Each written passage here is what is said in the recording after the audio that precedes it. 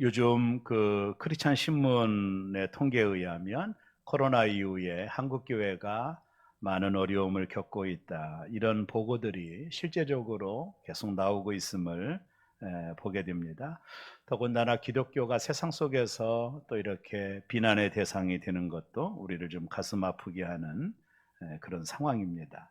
되게 기존 교회의 성도들이 거의 20% 정도가 절감을 했다라는 이제 보고를 크리스찬 신문에서 본 적이 있어요. 그만큼 한국 교회가 코로나 이후에 큰 위기를 겪고 있다라고 생각을 합니다.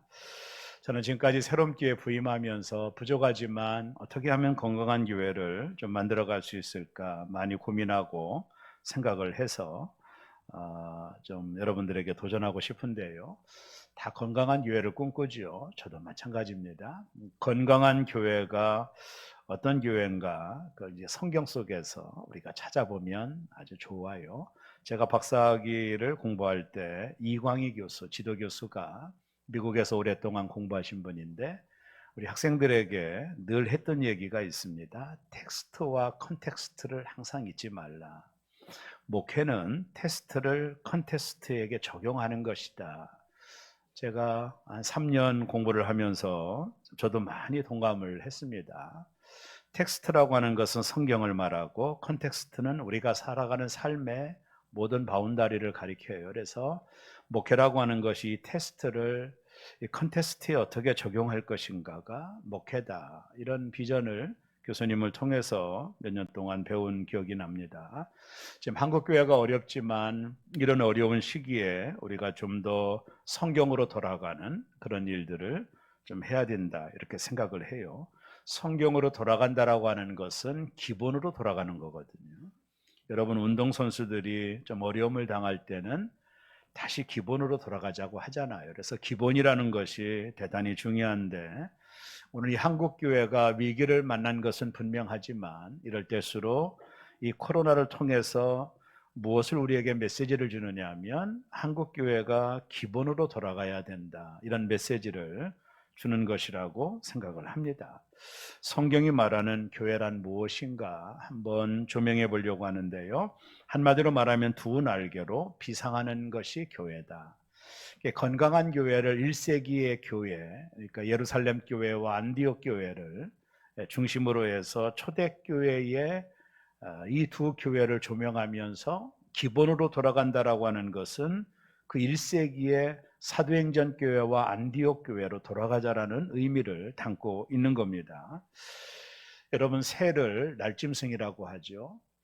특별히 새가 두 날개가 있죠. 이 두 날개로 창공을 향하여 날아가고 날아가면서 먹이를 잡으며 살아가는 것이 날짐승인데 이 새가 날개가 고장이 나면 이 새는 전국에 가서 죽게 돼요. 왜냐하면 먹이를 얻을 수 없기 때문에 새가 죽어요. 그래서 이 날짐승인 새가 비상하고 또 건강하게 살아가려면 두 날개가 건강해야 돼요. 교회도 마치 그런 것이 아닌가 하는 생각을 참 해요. 요즘 들어서 한국 교회는 한쪽 날개를 잃어버렸다라고 하는 이 말에 제가 기꺼이 동의합니다. 성경에서 말하는 사도행전 교회는 두 날개로 날아오르는 교회였습니다. 우리가 기본으로 돌아가자고 할 때 그 사도행전에 나오는 초대교회 모습으로 돌아가자라고 하는 운동을 이야기를 하는 건데요. 성경에 나오는 사도행전 교회를 아주 단적으로 표현한 성경이 사도행전 2장 우리가 읽은 46절에 기록이 되어 있어요. 우리 다 같이 한번 읽겠습니다. 시작. 날마다 마음을 같이하여 성전에 모이기를 힘쓰고 집에서 떡을 떼며 기쁨과 순전한 마음으로 음식을 먹었다. 1세기 초의 초대교회, 우리가 돌아가고자 했던 그 교회의 중요한 모습이 46절에 나오는데요. 이곳에서는 두 가지 장소가 언급되어 있음을 보게 됩니다. 하나는 성전에 모였다 이런 표현이 있고 또 하나는 집에서 모였다. 이 두 표현이 오늘 사도행전 2장 46절에 나와요. 우리가 초대교회를 두 날개를 가진 교회라고 말할 때는 이 두 가지를 포함하는 겁니다. 성전에 모이기를 힘썼던 교회고 또 하나는 집에서 모이기를 힘썼던 교회라는 거예요. 그래서 1세기 교회는 두 날개를 가진 교회로 비상하는 교회였다, 이렇게 보면 돼요. 제가 시간이 없어서 간단하게 말씀을 드리면, 첫 번째 대그룹 날개를 한번 봅시다. 초대교회 당시에 모든 성도들이 아마 마가의 다락방이나 더 큰 공간에서 함께 모였을 거예요. 대그룹으로 함께 모여 하나님 앞에 예배하고 하나님의 임재를 느꼈을 것입니다. 이때 만나는 하나님을 저는 비잉의 하나님이라고 보거든요. 하늘에 존재하시는 하나님, 전능하신 하나님, 살아계신 하나님을 모든 성도들이 함께 모여 그 하나님의 임재를 느끼는 거예요. 이게 대예배의 축복이라고 봅니다. 그러나 대예배의 단점이 뭐냐면 교제가 없는 거예요. 함께 예배를 끝나면 다 집에로 가시잖아요. 이게 성도의 코이노니아, 성도의 교제가 대그룹 예배 속에서는 약화가 될 수밖에 없죠. 물론 하나님의 임재가 있고 성령의 충만함이 있긴 하지만, 그러나 성도들 간의 이 코이노니아 교제가 대예배라고 하는 틀 안에서는 너무나도 부족한 것이죠. 예배를 끝나면 다 집에 가니까 교제가 없는 거예요. 그래서 이 대그룹 날개는 온 성도들이 함께 모여 하나님의 임재를 느끼고 하나님의 살아계심을 느끼는 예배로서의 충분한 효과와 능력이 있다라고 봐요. 그러나 대예배의 약점이 뭐냐면 코이노니아가 없는 거예요. 관계성이 없는 것이 대그룹 날개의 첫 번째 이유라고 봐요. 자, 그러면 둘째, 소그룹 날개를 좀 살펴보면은요, 이것은 아까도 말했듯이 집에서 함께 모이는 모임을 가리키는 겁니다. 일명 소그룹입니다. 최근에 제가 이제 목회에 대한 관심들이 참 많은 사람이라서 최근에 트렌드의 그 세미나들을 제가 좀 많이 들어요. 근데 세미나의 모든 주제가 최근에는요, 두 가지입니다. 어떤 세미나를 듣더라도 강사가 여럿 나오지만 주제는 두 가지예요. 그 중에 하나가 3040 세대가 무너졌다라고 하는 것과, 또 하나는 소그룹이 이 코로나를 통해서 다 무너졌다라고 하는 두 가지를 직시하라, 이런 세미나 많이 하거든요. 특별히 3040 세대는 교회의 브릿지와 같은 역할을 하는 세대고요. 가나안 성도들 중에 80%가 3040 세대입니다. 이들이 왜 현장 교회에 와서 적용을 못하고 정착을 못할까? 그것은 현장 기존 전통적인 교회가 가지고 있는 권위주의, 저를 포함해서, 그리고 이 교회가 가지고 있는 이 권위주의를 배경으로 한 이 시스템 안에서는 3040 세대가 숨쉬기조차도 어렵다라는 지적을 하거든요. 저도 충분히 공감을 합니다. 이들은 이해가 돼야 움직이는 세대고 합리적이어야 움직이는 세대이기 때문에, 기존의 전통적인 교회는 나를 포함해서 명령하달식이고 그냥 직선적이고 이런 시대이기 때문에 3040 세대가 교회에서 어려움을 당하는 겁니다. 저도 책을 읽으며 90년대생이 온다라는 책을 읽으며, 크리스천 서적은 아니지만 요즘 3040 세대들이 뭘 고민하는지를 제가 많이 배우게 돼요.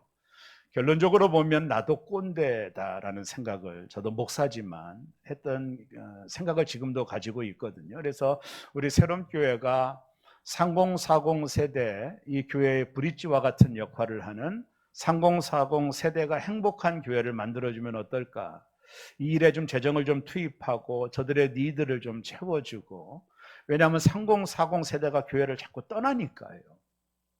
저들이 교회 안에 정착하고 행복한 신앙생활하면 다음 세대는 걱정 안 해도 되거든요. 다 자녀들이 있으니. 그래서 3040 세대를 교회가 어떻게 저들을 목표로 해서 디자인할 것인가가 모든 세미나의 주제예요, 요즘은요.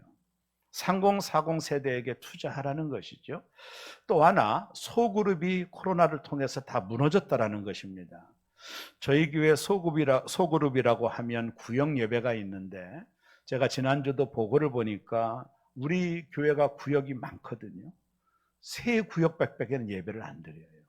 그러니까 우리 교회는 이 소그룹 날개가 무너져 있다라고 진단해도 틀리지 않아요. 제가 여기서 말하는 소그룹이라고 하는 이 날개는요, 옛날에 우리가 드렸던 구역 예배 차원이 아닙니다. 이거는 색다른 이야기를 좀 제가 여러분들에게 하고 싶은 것입니다. 우리가 소그룹이라고 할 때 그것을 우리는 교회라고 보자라는 거예요. 한마디로 말하면 주일날 모든 성도들이 함께 모이는 예배를 대그룹 예배라고 말을 하고, 아까 초대교회가 집에서 함께 모인 그 예배를 우리가 소그룹 예배, 쉽게 말하면 가정교회, 제가 확대하는 해석으로 목장교회라고 하는 시스템을 생각해 보는 것입니다. 가정에서 성도들이 함께 모여서 교제하고, 대그룹에서 하지 못했던 교제가 그 소그룹 안에서 교제가 일어나고, 그래서 그 가정교회를 교회로 보는 거예요. 거기에 세워진 목자를 목사로 여겨주는 것입니다. 그래서 그 소그룹 안에서 교회가 형성이 되고, 거기에서 치유가 일어나고 회복이 일어나고 우리의 문제를 오픈하여 함께 기도하고 중보 기도하면서 이 목장교회가 활성화됨으로 인하여 성도들이 치유와 사귐과 회복과 위로를 받는 그런 공동체를 꿈을 꾸는 것입니다. 성경에 나와 있는 바울이 보낸 서신서들의 모든 대상은 가정교회들을 말하고 있거든요. 사도행 로마서 16장 5절에 보면 이렇게 말합니다. 또 저희의 집에 있는 교회에도 문안하라. 바울 사도가 편지를 보냈는데 집에 있는 교회, 가정교회거든요. 제가 꿈꾸는 목장교회입니다. 이 구절은 브루스길라와 아굴라 가정에게 보낸 편지예요, 바울이. 여기 보면 집에 있는 교회, 집에서 모이는 그것도 교회라는 거예요. 이게 1세기의 가정교회의 원형이라고 보면 됩니다. 그래서 우리 교회가 꿈을 꾸는 것이 대그룹으로 이렇게 다 같이 모여 하나님의 임재를 경험하는 것도 매우 중요하지만, 이제 목장 시스템을 좀 갖춰서 목장 안에서 교회를 형성하고 그런 교회들이 활성화되고 치유와 회복이 있고, 그리고 그들이 거기에서 자신의 문제를 오픈하여 함께 기도하고 중보하는, 말 그대로 소그룹 목장교회가 하나의 교회로 정착되는 것을 저는 오래전부터 꿈을 꾼 것입니다. 바울의 서신은 모두 다 가정교회에게 보낸 편지예요. 그 가정 안에서 교회가 형성되어 있는 것이죠. 근데 왜 이 가정교회가 무너졌을까? 역사적으로 보면 AD 313년경에 콘스탄티플 황제가 로마를 기독교로 국교로 만들었어요. 이제는 가정에서 모이지 말라. 이제는 우리가 큰 성당을 만들 테니까, 정부 자금을 가지고 성당을 만들 테니까 다 성당으로 와라. 가정에서는 더 이상 모일 필요가 없다라는 거예요. 그래서 모든 사람들이 성당에 모여서 미사를 드리고 예배를 드리는 사제들을 중심으로 한 예배 공동체가 형성이 된 거예요. 이제는 가정에서 모일 필요가 없는 거예요. 거대한 성당을 지어놓고 그곳으로 다 오라고 한 겁니다. 자, 그러다 보니까 초대교회가 가지고 있었던 1세기에 가지고 있었던 가정 안에서 모였던 교회들이 다 무너진 거예요, 역사적으로. 그래서 지금까지 오는 동안에 교회는 대그룹 중심의 예배만 살아있고, 가정에서 모이는 1세기의 원형인 이 건강한 가정교회가 지금 역사적으로 모두 다 사라졌다라고 보면 됩니다. 지금 우리에게 필요한 것은 두 날개입니다.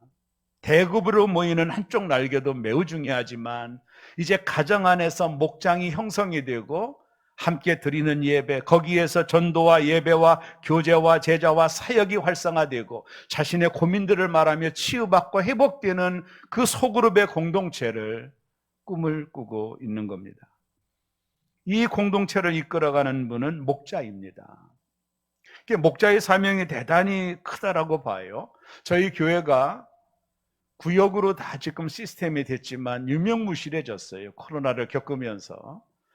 그래서 구역으로 모이기가 너무나도 어려워요. 그러나 우리 교회는요, 기관이 잘 활성화된 교회의 장점을 가지고 있어요. 그래서 우리 목회자들이 함께 고민하며, 그전 목회자들도 나한테 늘 그런 얘기 했거든요. 목사님, 기관으로 목장을 편성하면 이 교회는 잘 될 겁니다.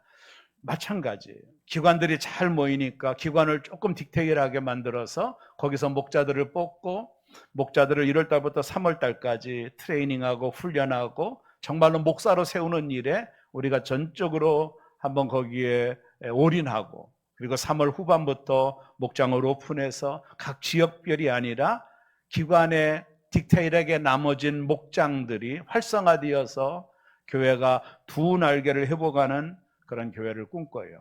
여러분, 이렇게 말할 겁니다. 아니 목사님, 목회는 목사님이 하셔야지. 우리에게 왜 그런 일들을 맡기려고 합니까? 라고 말을 할 수 있어요. 여러분, 예배소서 4장 11절과 12절이 우리가 중요하게 다뤄야 될 성경 본문입니다. 우리 다 같이 한번 읽습니다. 그가 어떤 사람은 사도로, 어떤 사람은 선지자로, 어떤 사람은 복음 전하는 자로, 어떤 사람은 목사와 교사로 삼으셨으니, 자, 여기까지를 보면 이게 풀타임 사역자를 말하는 거예요. 헬라 원어에 보면 사도들, 사제들이죠. 이들이 선지자로, 사도로, 복음 전하는 자로, 목사와 교사로 이들을 하나님이 세우셨다라는 거예요. 왜 하나님이 이렇게 풀타임 사역자들을 교회에 세웠을까? 저 같은 목사를 왜 세우셨을까? 자, 그러면서 이들을 삼으셨으니, 이 삼은 목적이 있습니다. 자, 뒤를 이어서 한번 읽습니다. 이는 성도를 온전하게 하며 봉사 일을 하게 하며 그리스도의 몸을 세우리 하심이라. 교회 풀타임 사역자, 저 같은 목사나 부목사님들, 전도사님들을 세운 이유, 신학을 한 분들이잖아요. 이분들을 세운 목적이 있는데 그건 뭐냐면 성도를 온전하게 하는 것이다. 이게 온전하게 한다라는 말이 더 많은 설명이 필요하지만 그들을 양육하고 그들을 평신도 지도자로 세우고 그들을 돌보고 그들의 믿음을 성숙시켜서 결국에는 무엇을 하게 하도록? 봉사의 일을 하게 하여 그리스도의 몸을 세우려 하십니다. 자, 명확하죠?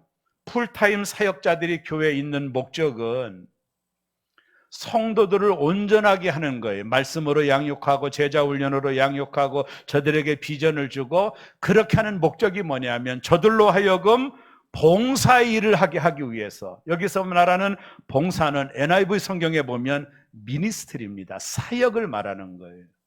그래서 교회의 몸을 세우는 공동체가 되는 거예요. 그래서 두 날개를 가진 교회는 역삼각형입니다. 지금은 다 그냥 삼각형이잖아요. 위에 목회자가 있고 성도들이 있는데 두 날개를 가진 교회는 역삼각형입니다. 성도들이 왕성하게 활동하고 밑에 풀타임 사역자들이 그들을 영적으로 바치고 있는 건강한 모습을 꿈을 꾸는 거예요.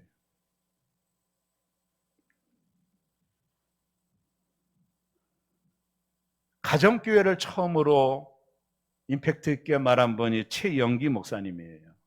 자, 이분이 이런 얘기를 했습니다. 한번 잘 들어보세요. 여러분이 아셔야 할 것이 있습니다. 평신도가 목회자의 목회를 도와주는 것이 아니라 목회자가 평신도들의 목회를 도와주는 것입니다. 목회자의 역할은 평신도들이 목회를 잘하도록 준비시켜주는 것입니다. 그리하여 평신도들이 마음껏 목회하도록 해야 합니다. 그리하여 나중에 하나님 앞에 섰을 때에 저는 목사일 잘했다고 칭찬받고 성도들은 봉사일을 잘했다고 칭찬받아야 합니다. 너무나도 정확한 성경적인 지적이죠. 여러분, 우리 교회는 목사님이나 목회자들이 다 목회하세요, 우리는 그냥 구경할게요 라고 하는 것이 되어버렸거든요. 여러분이 목회해야 되거든요. 이 두 날개에 대한 강조점을 가진 분들은 이렇게까지 말합니다. 여러분들이 목회를 빼앗긴 겁니다, 목사들에게. 여러분이 받을 상급이 있습니까? 풀타임 목회자들은 여러분을 온전하게 하여 양육하고 훈련하고 트레이닝하고 그리하여 그들로 하여금 봉사일을 하도록 하기 위하여 사역자들이 있다라는 거예요. 저는 우리 교회를 바라보며 우리 교회가 이 목회자들이 여러분들의 일을 다 빼앗고 있다. 여러분이 할 수 있는 일, 그 사역이 얼마나 보람됩니까? 그게 얼마나 기쁨이 있는 일입니까? 얼마나 상급이 있는 일입니까? 내 교회가 그저 여러분들은 구경꾼이 되고 목회자들이 하는 목회를 보면 평가하고 어떤 때는 비난하고 왜 그렇게 못하냐고 말하고 있는, 이것이 뭔가 잘못된 것이 아닐까요? 이제는 정말로 풀타임 목회자들이 여러분을 온전하게 하는 일에 올인하고 여러분을 세워주고 용기를 주고 제자 훈련하고 성숙시켜서 여러분이 봉사일을 하여 하나님의 교회를 세워가는 것이 1세기가 말한 건강한 교회의 표준이 되는 것입니다. 코로나가 끝나고 어떤 데이터가 나온지 아세요? 이 코로나 때문에 교회가 한 20% 성도들이 빠졌어요. 우리 교회도 변함이 없어요. 한 10% 저희 교회도 빠졌는데요. 이 코로나 3년 동안에 부흥하는 교회들이 있었어요. 이건 정말 놀라운 일입니다. 그래서 이 목회연구소에서 조사를 했어요. 아니, 코로나 3년 동안 모든 교회가 어려움을 당했는데 부흥하는 교회가 웬일이냐. 그래서 조사를 했더니 결과는 딱 하나입니다. 소그룹, 목장이 활성화된 교회는 더 부흥했습니다. 그 예로 서울의 지구촌 교회라는 교회가 있어요. 이동원 목사님이 원로 목사님으로 계신 교회인데 여기는 1000개가 넘는 목장이 있습니다. 1000명의 목자가 있다라는 거예요. 코로나가 딱 터지고 교회가 문을 닫아버렸을 때 목장으로 완전히 교회가 돌아갔어요. 5명, 10명이 함께 모여 거기서 교회를 이루었고 거기서 전도를 했고 거기서 복음을 전했고 치유가 일어나고 회복이 일어나고 부족한 분들이 그 모임에 가서 은혜를 받고 회복의 역사가 일어나니까 코로나 3년 동안 이 지구촌 교회는 이 1000개의 이 목장이 1500, 2000개가 되는 엄청난 부흥의 역사를 한 거예요. 코로나로 인하여 모든 교회가 문을 닫아버렸을 때 이 소그룹이 살아있는 교회는 여지껏 부흥하고 있는 거예요. 그 대표적인 교회가 사랑의 교회도 그 케이스 중에 하나입니다. 이게 목회연구 데이터에서 발표한 내용들을 유심히 살펴봤더니 교회가 코로나로 해서 문을 닫아버리라고 할 때 모든 소그룹이 움직인 거예요. 교회 안에. 그만큼 경쟁력이 있었던 것이죠. 거기에 세워진 목자가 목사라고 하는 사명을 가지고 소그룹을 인도했고 더 건강하게 성장했고 더 부흥해서 코로나가 딱 끝나고 나니까 오히려 코로나가 교회가 부흥되게 되는, 오히려 더 많은 목장이 늘어나는 데이터를 보여주고 있는 거예요. 이 시점에서 우리는 뭘 생각을 해야 될까요? 저는 담임 목사로서 뭘 생각을 해야 될까요? 역사적으로 대단히 중요한 데이터 하나가 있어요. 에티오피아의 나라라는 나라입니다. 연방민주공화국이었던 에티오피아가 1982년 공산주의 정권이 들어왔어요. 자, 공산당이 들어오니까 이 에티오피아가 어떤 정책을 썼느냐 하면 선교사들을 다 추방했습니다. 그리고 목사들을 다 감옥에다가 투옥을 시켰어요. 한 명도 남지 않고 목사들을 투옥시키고 교회는 문을 닫고 폐쇄를 해버렸어요. 그때 이 에티오피아에 있었던 메노라이 처치라는 교회가 있었어요. 이 메노라이 처치가 그 에티오피아에서 가장 큰 교회였는데 그 당시 1982년 당시 5,000명이 모였어요. 이 메노라이 처치 교회가. 이 5,000명이 모였던 메노라이 처치 교회가 공산 정권이 딱 들어오고 공산 정권이 교회를 폐쇄시켰어요. 예배를 더 이상 못 드리게 하고 거기 풀타임으로 사역하는 목사들을 다 감옥에 쳐넣었습니다. 그러고 나서 이 에티오피아가 10년이 지났어요. 1992년 이제 맹기투스라고 하는 대통령이 사임을 하고 민주공화국이 들어옵니다. 에티오피아가 딱 10년이 걸렸어요. 그러고 나서 교회를 다시 오픈했습니다.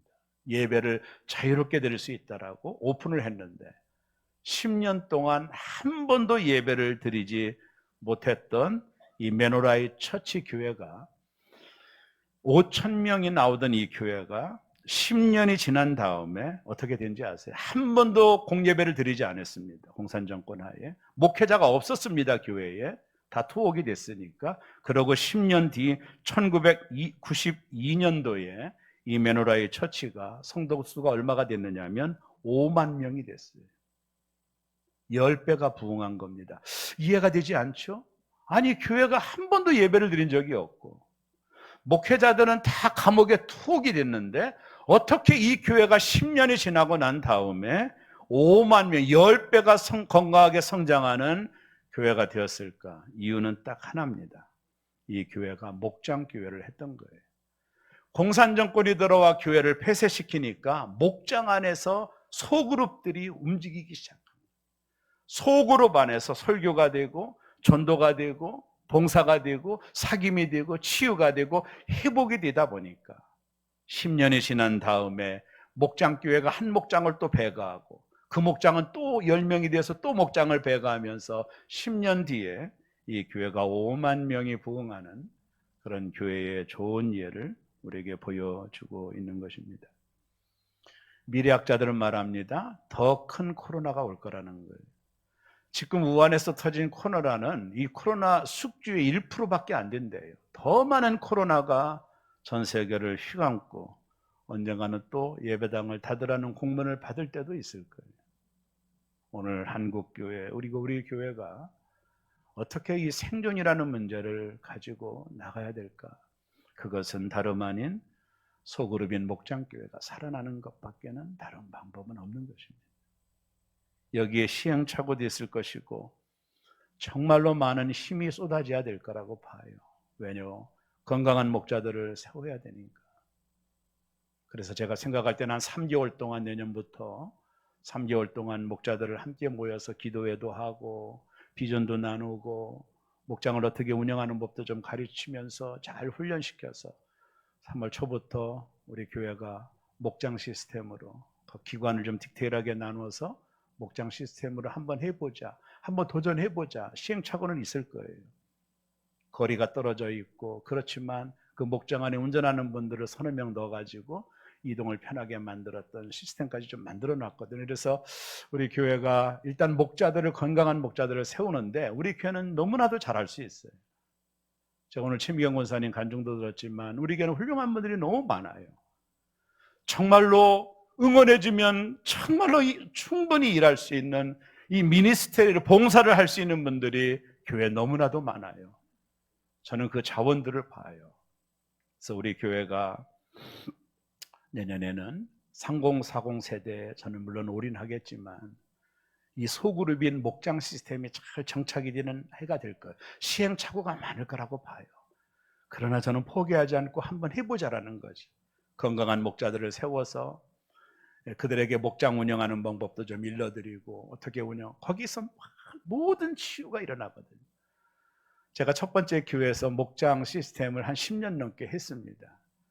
근데 어떤 목장은요 2시간, 3시간을 모여요. 왜냐하면 너무 좋으니까. 거기서 자신의 고민을 널어놓는 거예요. 그럼 목원들이 다 같이 기도해 주는 거예요. 도움이 필요한 목원들은 함께 도와주는 거예요. 그러니까 그 모임이 너무나도 가고 싶은 거예요. 세상에 그런 모임이 어디 있습니까? 이 세상에. 그러니까 목장이 부흥하게 되고 성도들이 늘어나면서 한 목장이 한 목장으로 배가가 되고, 그러니까 뭐 목장이 폭발적으로 늘어나 놀라운 역사를 경험한 목사로서 한번 시행착오가 있겠지만, 물론 저는 한 3년 동안 트레이닝하고 목장 시스템을 한 것은 분명하지만 우리 교회는 충분히 능력이 있고 훌륭한 분들이 너무 많기 때문에 여러분들을 목자로 세울 때 순종해 주시고 함께 고민해 주고 여러분이 속한 목장을 한번 살려보고 저들이 그곳에서 치유와 회복이 일어나는, 그래서 우리 새롬교회가 대그룹의 날개도 중요하지만 소그룹인 목장의 날개도 펄럭펄럭 걸리면서 어떠한 코로나가 오더라도 든든히 서가는 교회, 하나님 나라가 확장되며 이 몸들을 세워가는 교회의 꿈을 저는 꾸고 있습니다. 사랑하는 교회 여러분, 안 된다 하지 마시고 한번 해보고 하나님이 교회를 건강하게 세워가고